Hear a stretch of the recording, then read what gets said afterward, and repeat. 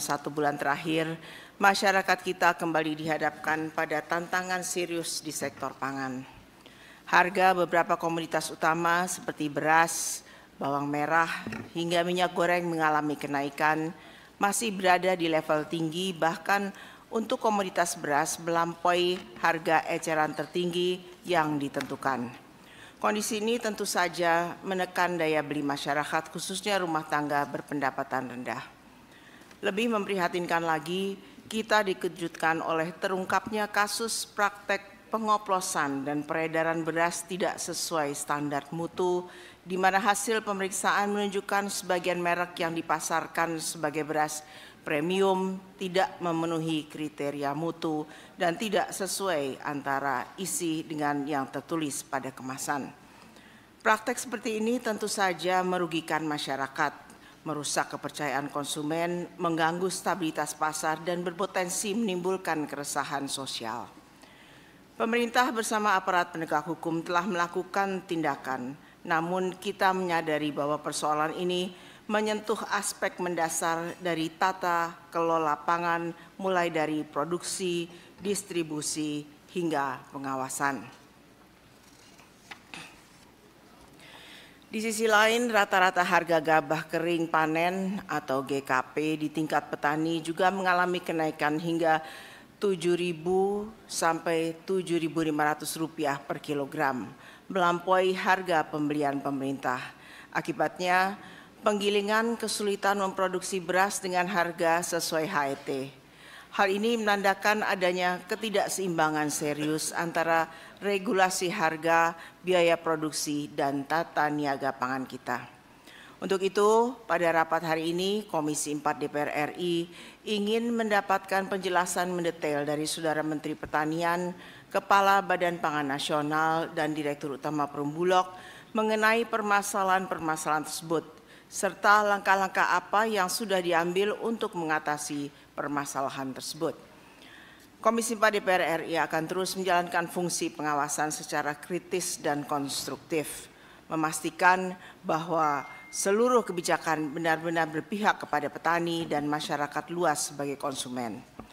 Kita memiliki tanggung jawab moral dan politik untuk menjamin kedaulatan pangan Indonesia, di mana rakyat dapat menikmati pangan yang tersedia, terjangkau, dan bermutu.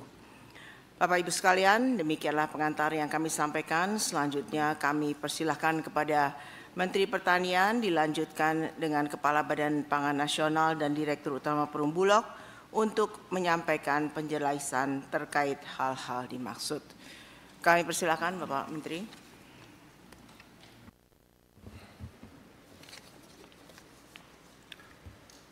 Bismillahirrahmanirrahim. Assalamualaikum warahmatullahi wabarakatuh. Shalom, Om Swastiastu, Namo Buddhaya, salam kebajikan. Selamat siang dan salam sejahtera bagi kita semua. Yang kami hormati, kami banggakan Ibu Ketua Komisi 4 DPR RI.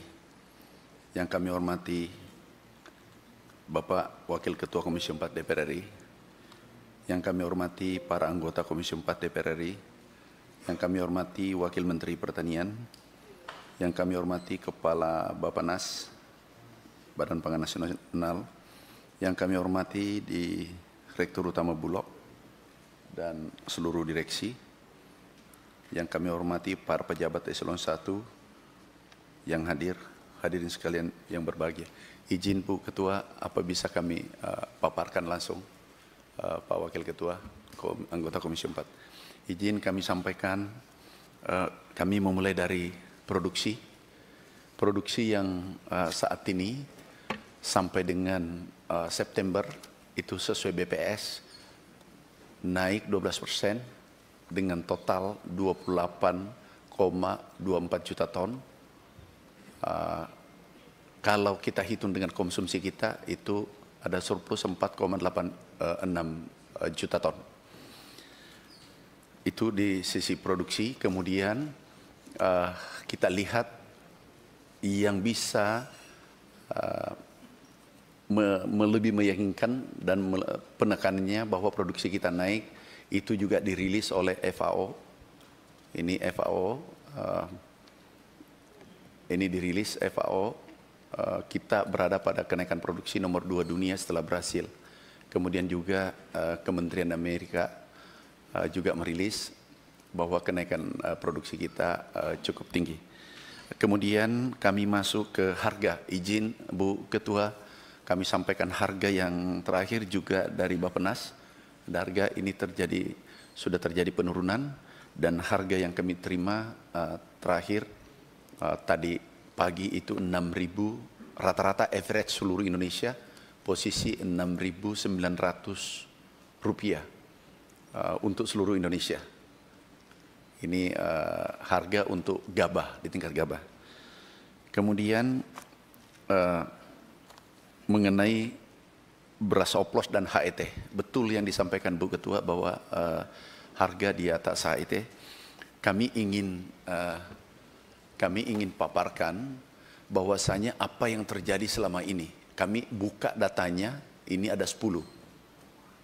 Kami buka datanya supaya jangan menjadi polemik lagi di publik. Data yang kami dapatkan sampel, kalau premium itu brokennya 15%.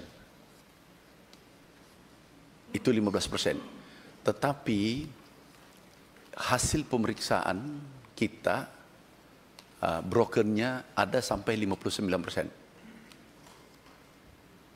Coba deh, itu jangan kena pas garis, bisa enggak? Ada nih, ini 33, ini data dan sudah diperiksa kepolisian mendapatkan hal yang sama. Dan ini dihitung premium. Medium pun tidak masuk, tapi dijual premium. Ini data, ini sudah kami uji, kemudian diperkuat oleh penegak hukum.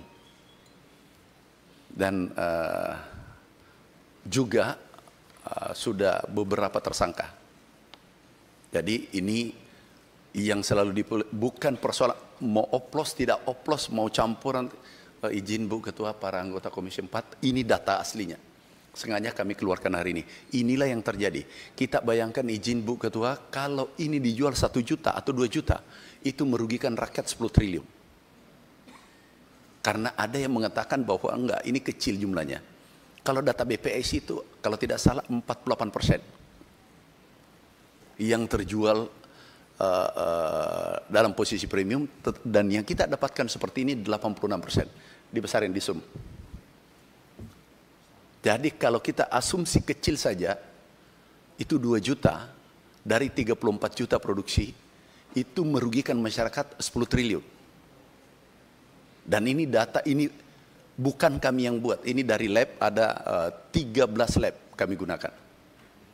Jadi Bu Ketua, ini selesai, karena sekarang kami di penegak hukum, dan sekarang cukup banyak yang tersangka.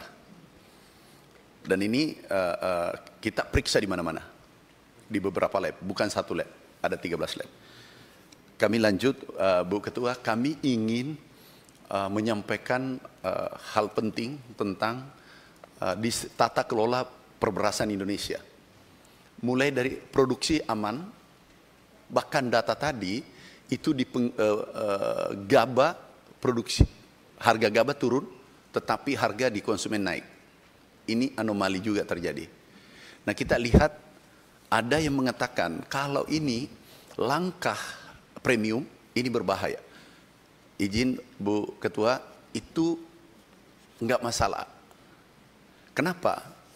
Penggilingan kecil kita itu 161.401 unit. Kapasitasnya penggilingan kita itu 116.000 ton, 16 juta ton. Tetapi produksi kita hanya 65 juta ton kurang lebih tiap tahun. Artinya apa? Dengan penggilingan kecil saja, ini masih idle, masih ada kapasitas yang terpasang yang tidak terpakai. Nah, sekarang maaf, menurut pandangan kami, subjektif kami, ini diperparah datangnya yang besar dengan menengah. Yang kecil saja tidak cukup kapasitasnya, kemudian ditambah yang besar kecil, kapasitasnya kurang lebih 50 juta ton.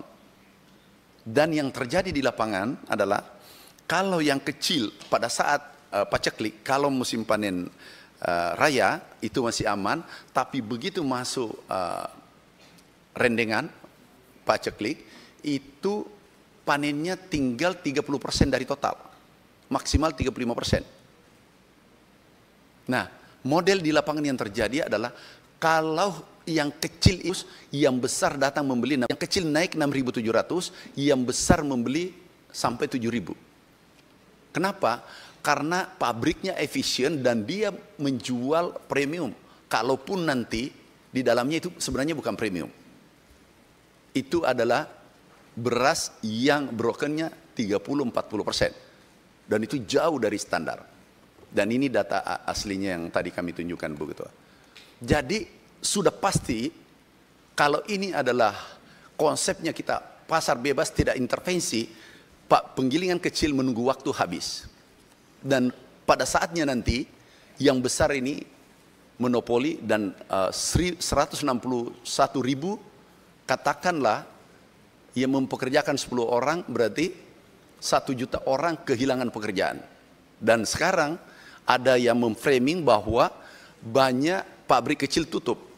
Tutupnya bukan hari ini, itu sudah 15 sampai 20 tahun, Bu Ketua. Kami sudah paparkan di Rakortas, kemudian di Ratas kami sampaikan.